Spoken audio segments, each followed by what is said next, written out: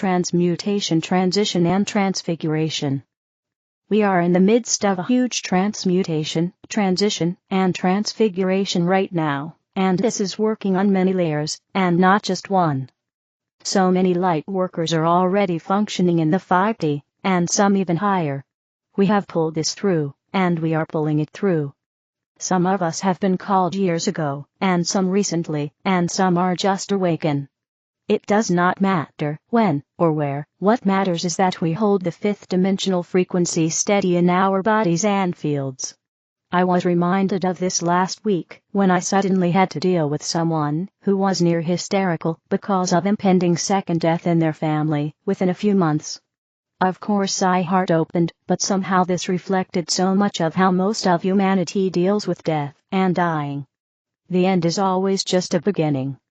To me, death just means shedding the physical vessel as the soul lives on, and simply resumes its original soul form, and then continues life elsewhere. Every soul on Earth originates from other galaxies, constellations, and star systems, and your soul is eternally connected to it. Even your soul signature tune is always tuned into this original home of your soul, and your sacred geometrical symbols, even your soul colors. Life never leaves a vacuum. When one soul leaves this planet, other souls will immediately step in, or even pets, or whatever, to fill the vacuum, and this can be one soul, or many souls, or even those in the invisible realms. We are never left alone.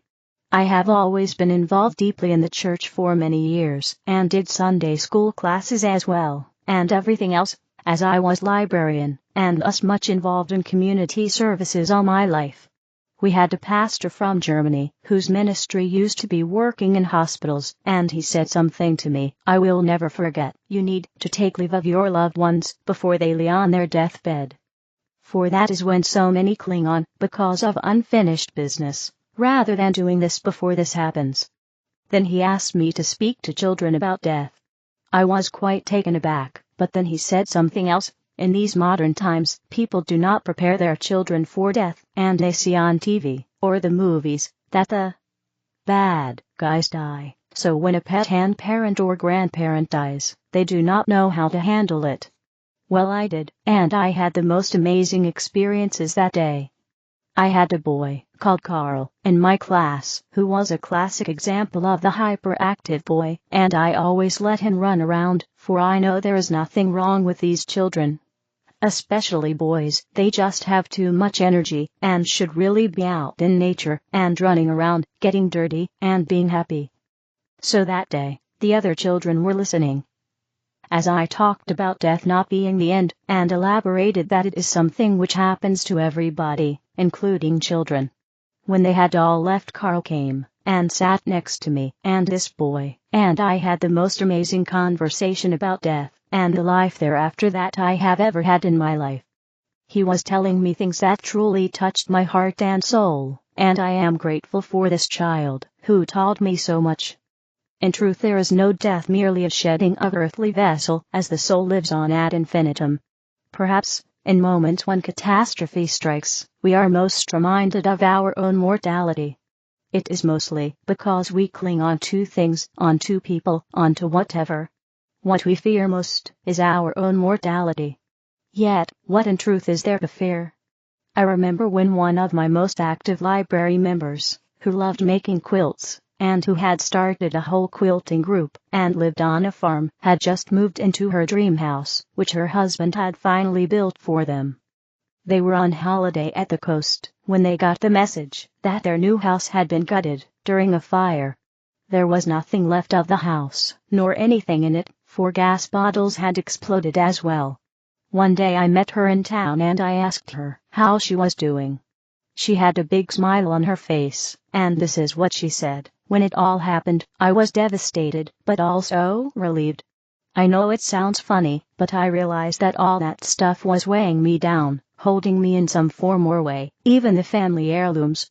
Yet, you know, the way people rallied around us, the way we were helped by others, and the love they showed, even complete strangers, was worth more than anything we lost during that fire. But what was most touching was that all the ladies in my quilting group rallied together and gathered in files on my quilting patterns, and everyone gathered scraps of material together, and indeed I got them all back again, plus more. To me that is more than I can be thankful for. Just to be alive is a gift, but if I had to leave this body tomorrow, it will be with no regret. Just with gratitude and love. It is times like these that our whole value system shift. What we believed we cannot do without suddenly loses its meaning. And what we always felt was the be-all of our existence now evaporates in the mists. We start to realize that the true meaning of life is there within us, and our divine connectedness with all of life and all life forms and the whole universe. And what makes life worthwhile are indeed those precious moments of oneness, of unity, of shared laughter, and shared tears, and more than this, those moments of gnosis, when we can truly see. It is there in the eyes of a beloved pet. It is there in the faces of the people going by, and in the eyes of those whom we love, even the smile of complete stranger. Those moments of interconnectedness. Moments of joy.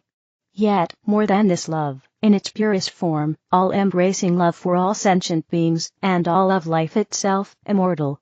I was just this morning thanking the divine, for this life, for all that is now unfolding. For the deep unknown, yet known. For being able to breathe, and for being able to bless the earth, the waters, the air, the fires, and all within her, and upon and around her. How very blessed we are. And more than this, that hearts are opening worldwide, and that in truth, we are one single family. One heart. One soul. One being. Death is a great teacher. But so is life. To deny ourselves any aspect of it, is to deny life itself. Dr. Leo Buscaglia. Wisdom of the Council, create through playful innocence. As you embody the knowing of your own unwavering pure love, and your own playful innocence, as well as knowing the powerful Creator that you are, you open up new worlds, new potentials, new possibilities, expansion upon expansion upon expansion into more and more and more to celebrate, to enjoy, to love. It's important that you truly embrace all of your abilities, your gifts, your powers, your creative powers, your intuition. It is important that you are actively and intentionally engaged in the creative process, creating, playing an intuition, always open to inspiration, not getting too attached or entangled. And yes, there are times when you have an idea of how it will unfold, or when it will unfold, or the path that you desire to take towards that which you want to experience more of, and it's all perfect. But, because you are in an experience of free will, sometimes there becomes a more easy, effortless, harmonious way than the way you set out to take. And if you will communicate with energy, and allow energy and light to guide the way, the easiest, most effortless, harmonious path will always be available to you, will always be available to you. And as each of you continue to focus yourself into the consciousness of pure love, the consciousness of heaven on earth, the consciousness of the new earth, you are gaining tremendous momentum to making the shift fully within yourself and collectively into the world that you have imagined, where you truly experience abundance, well-being, freedom, joy, love, peace, harmony, well-being, prosperity, every moment of every day, all the time, living in a realized state, all the time. And yes, you still get to choose. And yes, there are still potentials and possibilities. And yes, you are all going to create it in your own unique way, as the unique expression of you.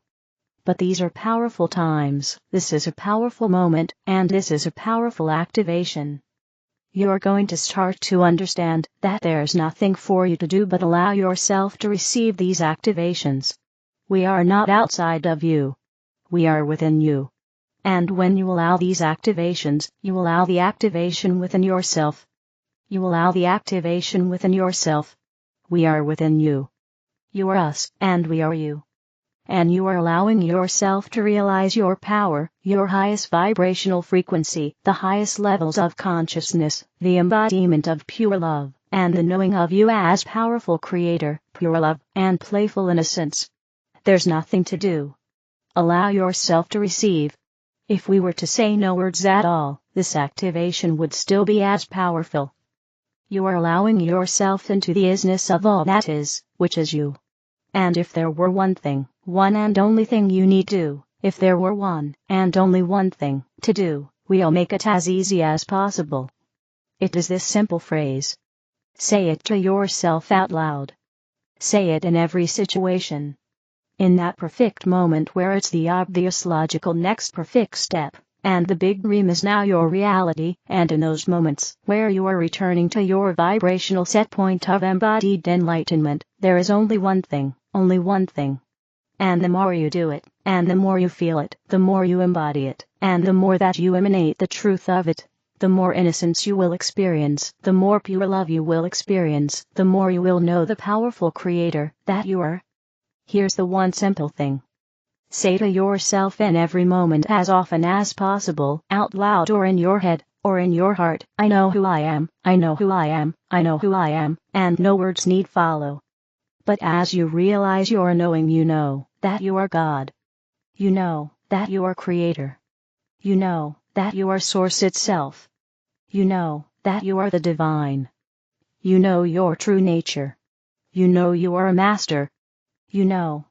One simple thing, because we know you're magnificent. Humans like to have something to do. So here you go. Repeat as often as possible and feel into the truth of I know who I am, I know who I am, I know who I am. It is your call to the light, to the energy, that is you. It is the call to the creator of worlds, that is you. It is the call to infinite intelligence. And in that moment, as you realize that it is all here, and it is all within you, and it is all available to you, and it is all you, then anything, and everything becomes available to you, is possible for you. The collective of ascended masters, here are the eternal truths. Blessings. We are Thymus. We are the collective of ascended masters. When you take into consideration that there is so much that you do not know, and that you cannot know at this point in your life, why would you ever get attached to something being an absolute truth? In other words, you may think you know something without a shadow of a doubt, and you may live entire portions of your life based on that belief, but wouldn't it be much easier for you all to recognize that you just don't have all the facts in front of you? And the last thing you want to do is start making assumptions that don't feel good when you make them. For example, let's say you notice someone looking at you, a stranger perhaps, and you start making assumptions about why they're looking at you and what they are thinking, and all those assumptions are not good feeling to you. So why would you make them, and why would you then tell yourself a story about that person, and how judgmental they are, when you don't even know for a fact that they were looking at you? And you certainly don't know what they were thinking. They may have been looking at something that was behind you. They may have been lost in thought. And so, we invite you to examine your beliefs, your expectations, and your assumptions, and hold only eternal truths to be true. Here are the eternal truths. We are all one. We are all Source. And Source is love, therefore, we are love. Everything is comprised of love, and we are all going home to love. Anything else you are entertaining is just a belief. Now, the good thing about beliefs is that you can trade them and you can start activating a belief that you want to activate right now. Here's one: I am worthy of receiving all that I have asked for in this lifetime. Here's another one: I am a creator being. And I am creating my reality in every moment of every day. Here's another one: I know that I have gifts inside of me that I have yet to discover, and I am excited to find out what they are. Now, if we take that last statement, you can start to see how the mind would get a hold of that and start asking questions like, what are the gifts, when are they coming, and how will I receive them? But if you recognize that you don't need to know what you don't need to know, and you accept the not knowing, you can live more happily ever after in the now moment, because then you're not telling yourself a new story about what you have to do to access those gifts and abilities. It's very enlightening to not know, and to go on this journey, without having to know every step along the way, and how you will take it, and who will be by your side. You knew some of those things coming into this lifetime, and then you decided to go through the veil of forgetfulness.